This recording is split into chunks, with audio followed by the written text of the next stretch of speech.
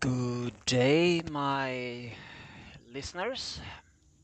I know you are few, but you are still there and you're keeping this up for me. This is Zulu or Irvin or Vaslo. I have a few names on the internet I'm using because I don't want to give out my real name. So, yeah, I think you most people know how it is. But I'm back with fanfiction readings, and I will continue reading Monster by Blackwing. And yeah, let's get down to it, shall we? Nightshade, it was. Yeah.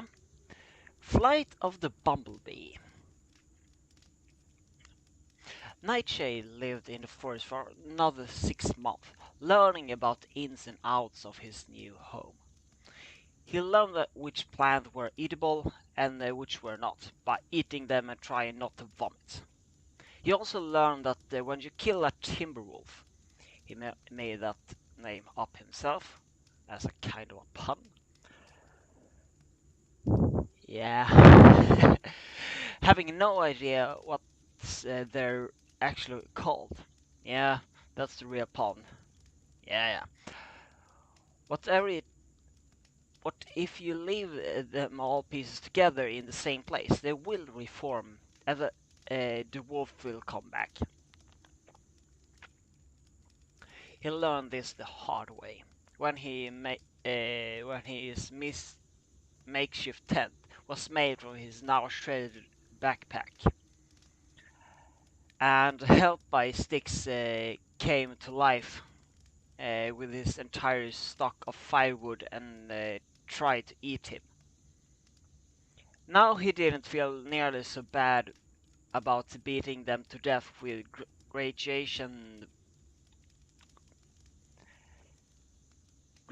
violence, because he knew that they would just reform in a couple of days. Yeah, I see that. This allowed him to train himself rather well. He had an unlimited supply of enemies, and he favored using punches and kicks instead of his knives. He became strong rather quickly, seeing as how he didn't need to rest as much as other humans. He could constantly improve. Nightshade became fast and agile, being able to climb even the tallest trees in a matter of seconds, as well as leaping through tree branches like a monkey. A skill which saved him when a strange mix of a lion and a scorpion attacked him. He didn't want to deal with it, remembering that his power could only deal with the effect of the poison, and not the poison itself. He was also unsure of the type of poison it had. If it were near toxic, that he would pass out from it and was unable to use his power to heal himself. He didn't want to risk it. Which the result was him running like a madman, yelling random profanity as the powerful beast chased after him. Having no other choice, he fled up to a tree, giving himself time to focus and put the beast to sleep. You bastard almost had me, Nightshade whispered to himself.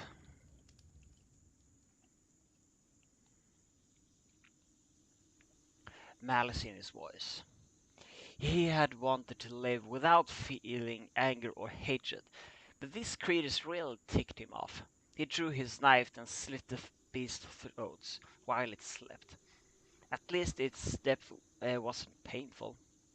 Remember his survival training along the tribes of his world, who have been generous enough to help him become when he became lost in the woods. He made sure to use every bit of the animal, so that death wouldn't be not in vain. The Aboriginals, or the Indians as they were mostly called, were one aspect of society that Nightshade didn't hate. They did live humbly, with respect to the world around them. They helped others regardless of circumstances, and tried to share the way of the life with who would listen.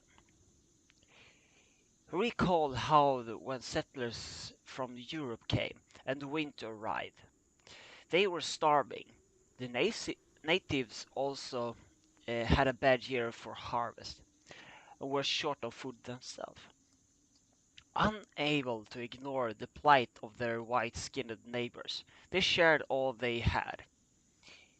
If their new friends were going to suffer when they could do so along with them. To show gratitude to those who saved their lives, they celebrated on Thanksgiving, and then forced their saviors off their lands and killed who resisted. Yet another example of the assholeness of humanity. Damn it, I'm all getting pissed off now again. In Ponyville, Gil had returned to cause trouble. She was going to around picking on whoever caught her eye until a rubber ball bounced on her face. Hey, what's the big idea? Gilla shouted. She saw a trio of fillies walk towards her. A white unicorn, an orange pegasus with a purple mane, and a yellow earth pony with a red mane and a bow tie in her hair. Sorry about that. Can we have our ball back? She asked Scootaloo. Sure, come and get it, Gilla mocked, holding up the ball so the small Pegasus couldn't reach it. What's the matter, dweeb? Can't fly? She said to Scootaloo, jumping after the ball. A frown came over her face of the cutie mark crusaders. No, I can't. Don't have parents, so I don't have no pony to teach me. I've been trying to get Rainbow Dash, but she always too busy. She's just about to tear in her eyes, but was interrupted by Griffin's laughter. You're such a loser. Even a baby Pegasus can fly. She scoffed. Here, I give you a crash course. Gilda dropped the ball and picked up the filly by the neck. She flew into the air and aimed for the Everfree Forest, wound her arm back, and threw the screaming pony as hard as she could. They could tell that she had clearly landed somewhere inside the forest. Scootaloo! The remaining two cried as they ran off towards the forest. Appleboom wasn't afraid of the forest. She had been to Sakura plenty of times, but Sweetie Belle was. She was afraid. But she also wanted to help her friend. The two sped towards the forest entrance.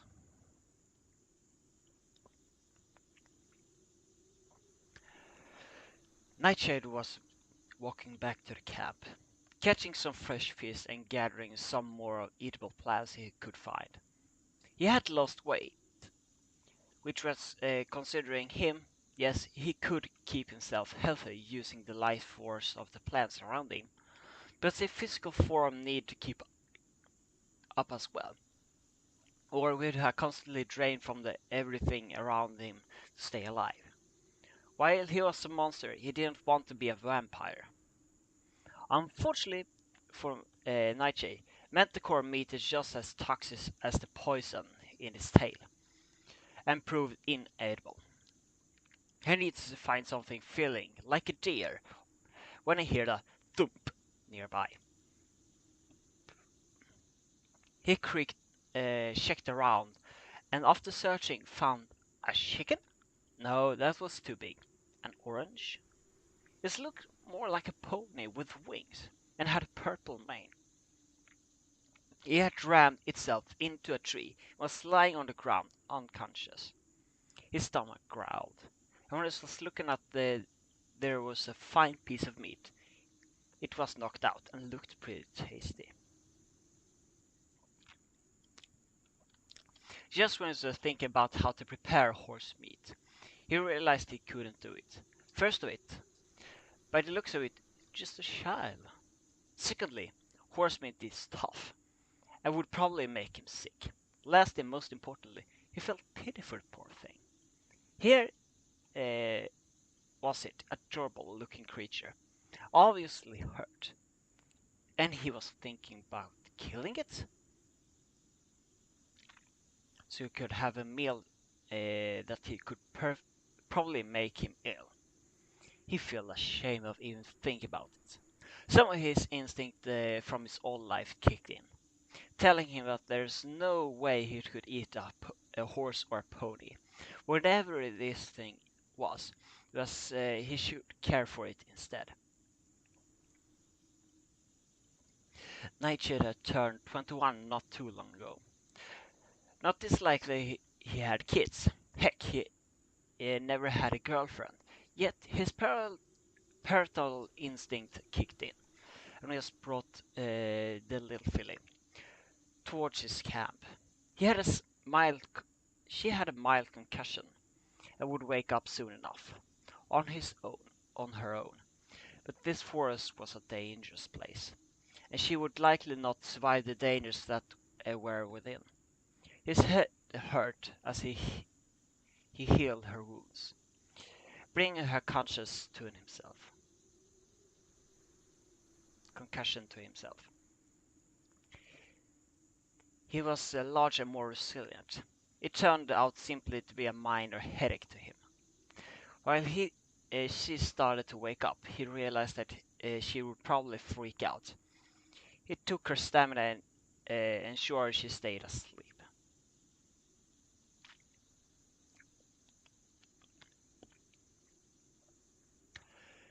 Apple Bloom and Sweetie Belle were freaking out, all the way to Everfree.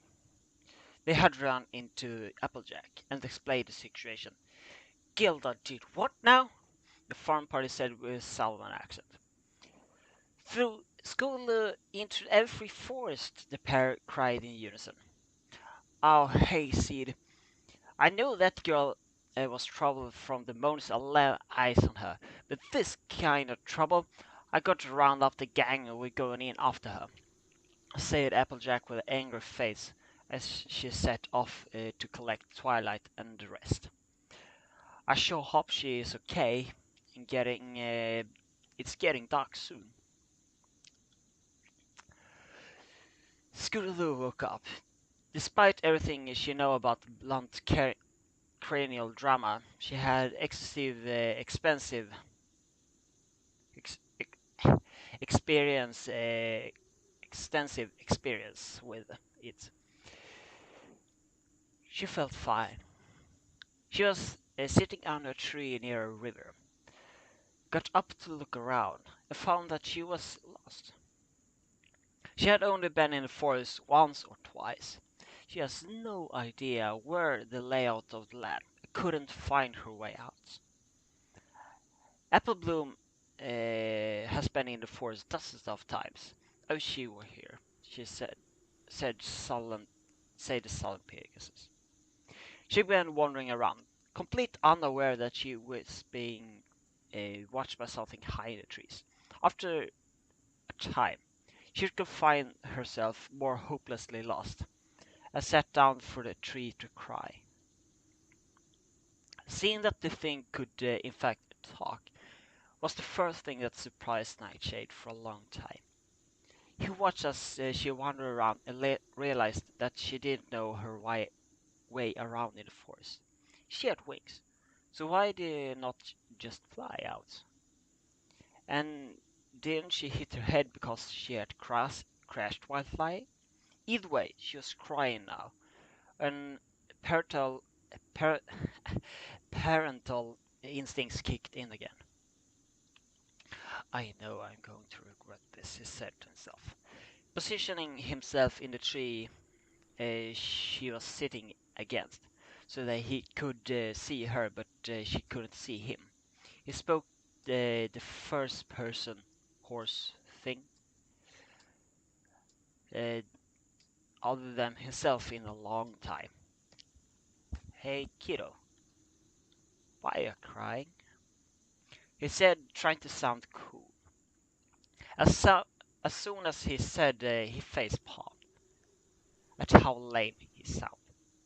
Still crying, the little filly jumped at the voice, looking around, unable to find the source. Who are you? The confused pony asked. Don't mind me. I'm just a local forest monster. Her eye widened through at the thought that the monster was close, and she couldn't see it. At the same time, Nightshade felt like a complete imbecile. Duh, because I think like that doesn't mean that the rest of the world does. Now she's probably afraid, he thought. If you're a monster, why haven't you eaten me yet? Or do you just like to torture ponies with your voice before you do? For a lost and a crying child, she was a bit smart-mouthed. At least she wasn't afraid. Nah, I don't eat whatever you are, he said awkwardly. What I want to know is, if you have wings, why don't you just fly home? I'm a Pegasus for your information, and the reason I don't can fly out here is her voice trailed off. Because I can't fly, she said with a sadness in her tone. I live in an orphanage, so I never had any parents to teach me how, and the others are always too busy. She choked out, no longer looking for the voice, and just sitting under a tree. The whole reason I'm here because a mean old that mean old Gilla threw me here, making fun of me for not being able to fly. She said. She said it was a crash course. Nightshade knew all too well about the cruelty of others. He was often mocked because of his strange behavior, and because of that he had no many friends. Being an orphan, that mean tough. This kid was broken and had no self-confidence, so she let herself getting stepped on by those bigger than her. He had to teach her a lesson, but at the same time be gentle about it. He remembered a saying. Ha, don't feel bad about it, kid. Bumblebee can't fly either, he said, soothing tone. Of her ears perked up, and she got a paused look on her face. What do you talk about? She said. Of course bumblebees can fly. No, they can't, Nightshade replied. Their bodies are too big and too heavy. Their wings are too small, and their muscles aren't nearly strong enough. They are too heavy to fly. And they aren't aerodynamic in the slightest. But how do they do it? I've seen them do it, the orange pony asked. Simply, nobody told them they can't. They grew up believing they can, and they give it everything they have. Even though it should be impossible, they make it possible by trying. Nature said in a fatherly tone. You don't need someone to teach you. Just keep it up until you figure out how that works. Eventually, you get it. In life, people try to keep you down. They will tell you things that it's like impossible. You can't. You know what? That's all garbage. You know, you can do whatever you want as long as you don't give up. Except magic. Nightshade gave a chuckle. She sat there, stunned. Practically because of this monster word has a meaning. And particularly because she was confused to why he said people and someone instead of pony and some pony. Then again, he didn't even know what she was, so it made sense that he had a different way of speaking. The crack about not being capable of magic, though, that needed to be handled. Hey, so what if I can't do magic? I'm a Pegasus, not a unicorn. Only unicorns can do magic. The laughter suddenly stopped. Did she just say unicorns could do magic? That means the unicorns and Pegasus. Nightshade already spent 6 months in this world, and knew next to nothing about it. Half of him said they believed that he was insane, and the other didn't care either way. A small part of him, however, was completely vexed about this. So you're telling me there are Pegasi and unicorns? That unicorns can do magic? He said, dumbfounded. Geez, have you been living under a rock? This is Crystria. There are Pegasi, unicorns, and regular earth ponies. There are griffins like Gilla, and zebras like Sikora, and even a dragons like Spike. She said, purple mane in a matter-of-factly tone. This isn't my world, Nightshade mumbled. Well, it's been nice chatting with you, but you should probably go home. It's getting dark and this forest isn't safe at night. Um, I'm still lost, remember? Said the filly. Oh, right. Well, if you head east, he stopped. He noticed two sets of glowing eyes in the nearby bush.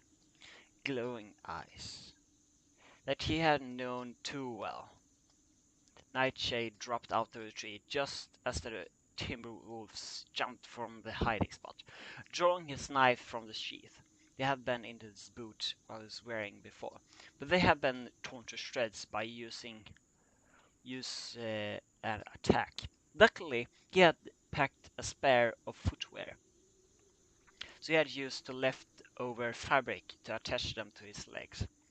The spin kicked a pair of predators before stabbing both of them in the head, while at the same time. He knew his new friend was frozen in fear and only managed to mutter one word. Monster! She cried, looking at the black-cloaked figure that had just killed two dangerous creatures. Yeah, I thought you had established that when we met. When we talked about an hour or so. If I were going to eat you, I could have done it already. Besides, I told you, I don't eat ponies. Nightshade said sarcastically, sliding his knife back in the sheath for safety. And now I'm going to get you home. Um, Scootaloo, she introduced herself. Her fear was gone as quick it came. Right. And now I'm going to get you home, Scootaloo. By the way, name's Nightshade. He returned the introduction. Like the plant? Yeah, don't ask. I had a bad experience. Scootaloo, Scoots, Scootaloo, came a familiar, mocking voice beyond the trees. Well, looks like your friends have found you. You should probably go home, Nightshade advised. Oh, and you probably shouldn't talk about me. Your friends might not be too happy that you spent the last hour or so with a monster, he laughed. Yeah, thanks for the advice. And for saving me, Scully fluttered her wings. With that, she ran through the bushes, into the waiting arms of her bored friends, who took her home. Little did they know, something was watching them the whole way back, looking out for possible danger. When they left the forest, Goodlew swore for her.